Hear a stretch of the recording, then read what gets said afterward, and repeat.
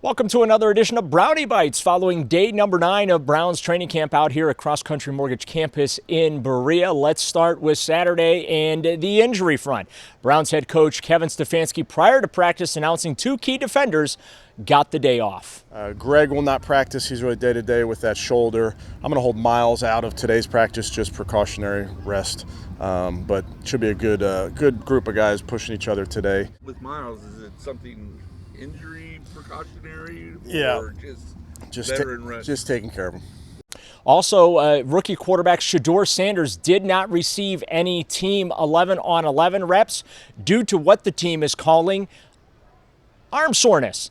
And that is something to keep an eye on, considering that Sanders has taken the fewest reps of any of these quarterbacks. Well, that meant it was a Joe Flacco, Dillon Gabriel only day on Saturday. And boy, we have to address the elephant in the room, and that is Gabriel is really struggling, especially these last 2 practices. Friday and Saturday were some of the worst I have observed by a quarterback in a training camp session, where completing passes were a challenge for the 3rd round pick. Kevin Stefanski was asked about Gabriel's Friday practice prior to Saturday's session, because that's, of course, when we visited with Stefanski. And to be honest with you, a lot of what Kevin had to say was very applicable to Saturday as well. Here's the coach. There's the old adage that it's never as bad as you think or never as good as you think as a coach when you go in to watch the tape. I would tell you, with any of our players, and in particular Dillon, who's wants to be great and wants to be great at practice, there's times that you're going to go through a tough period out here at practice, a tough 7-on-7, a tough team period, whatever it may be, and then you really try to learn from those reps. Again, I think it falls under the category of the guys are doing everything we're asking them to do. I think they're practicing hard. I think they're understanding some of the nuance in our scheme. They're certainly understanding some of the new techniques that are being taught by their coaches. So really have a pretty narrow focus when it comes to where we are as a football team just in general, but certainly offensively just focusing on making sure that they're getting an understanding of the schemes and the techniques. Kenny Pickett, who is in his 4th season, is on the mend from that hamstring injury that kept him out of 3 practices this past week. Now, Pickett is still not able to participate in team periods just yet.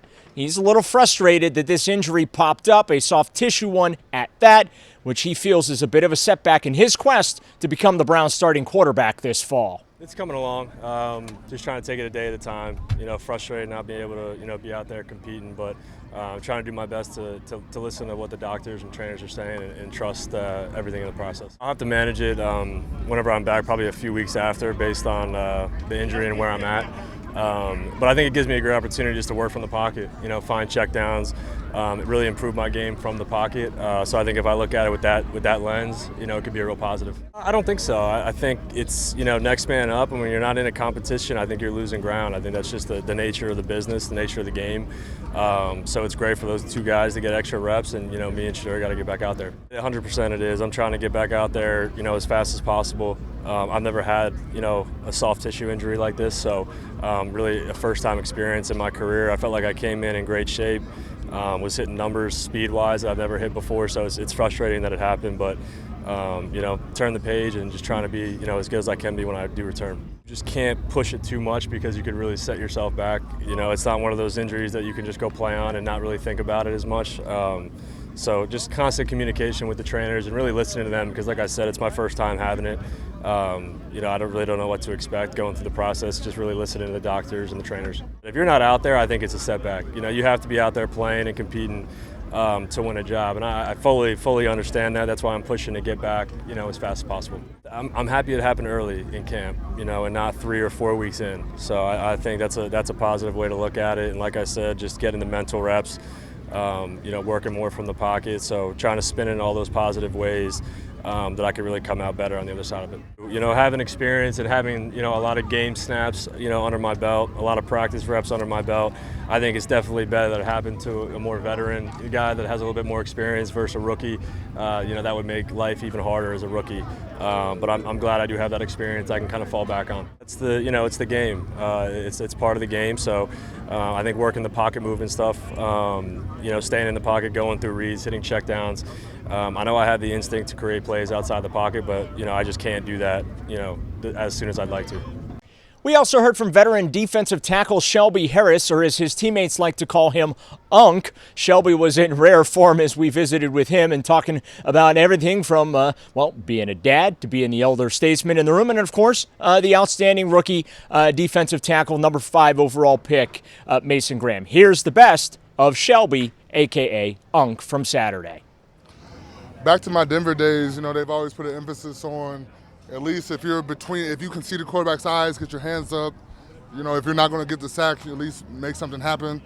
I didn't even realize they were on Dylan, but, that's just something I've always done. I've led the league a couple times in batted balls, and so it's just something that the more you can do, that's the way I look at it. And, I feel like I'm about to be 34, but, honestly, though, I feel good. It's just I enjoy being out here with the guys. I enjoy, that's the thing you love the most is just, the team and being around all the guys and putting in that work.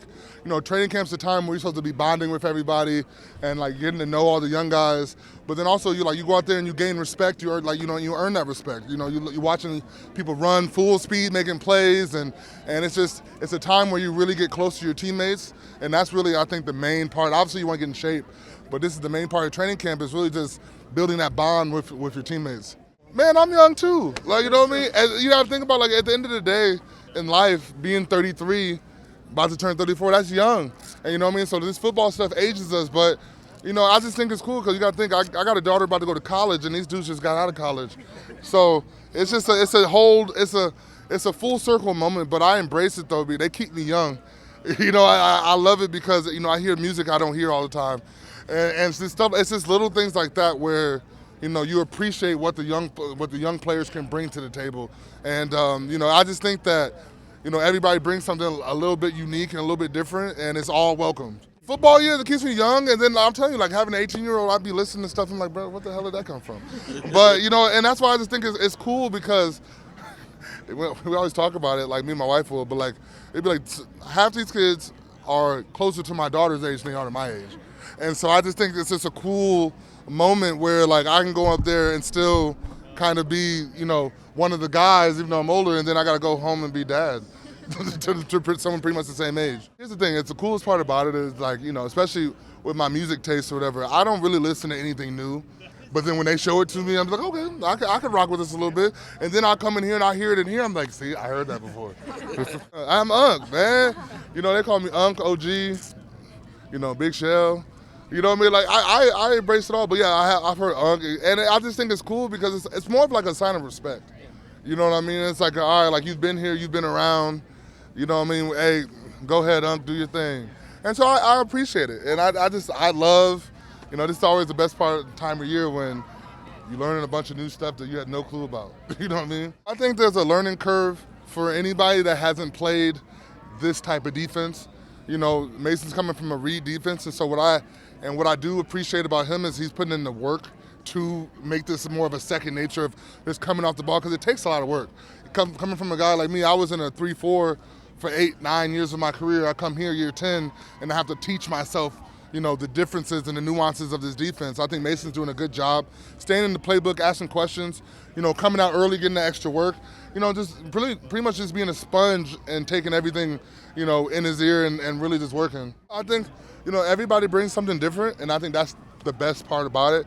You have guys like Malik who proven pass rusher but underrated run stopper in this league, and then you got a guy like Mason who has a lot to prove in this league coming in. Obviously has a lot behind him, number 5 overall. You got to come in there and prove it, but I just think in our D tackle room you have guys from all walks of life, guys that you have first round picks, you have mid round picks, you have undrafted guys. You have guys fighting for rosters, and you have guys that are going to be here. So I just think the best thing that we can all do as a D-line room is work hard, push each other, be an open book, be a sponge, and then, celebrate when the next guy does something. My biggest thing I always hype and harp to a lot of the young guys is we're not in competition with one another. The only competition you have is with yourself. And if you keep the main thing, you won't have any problems with all the other stuff. So you got to go out there and just play your game. You can't be worried about what somebody else is doing. You can't be worried about all that stuff. The only thing you can worry about is yourself. Go out there and make little improvements every day. And then, the craziest thing I always try to tell people is, you are auditioning for 31 other teams also. So you have to make sure you put your best foot forward every time you step on that practice field, every time you step onto the game. You got to go out there and do you and be the best you can be. Browns have the day off on Sunday. They're back to work Monday afternoon out here in Berea before they hop on a plane Tuesday and head to Carolina for that joint practice with the Panthers and, of course, their preseason opener as well. Want to thank you for watching, as always, on YouTube. Don't forget to hit that subscribe button on the 92.3 The Fan channel. With the Browns at training camp in Berea, I'm Darrell Ryder for Cleveland Sports Radio, 92.3 The Fan.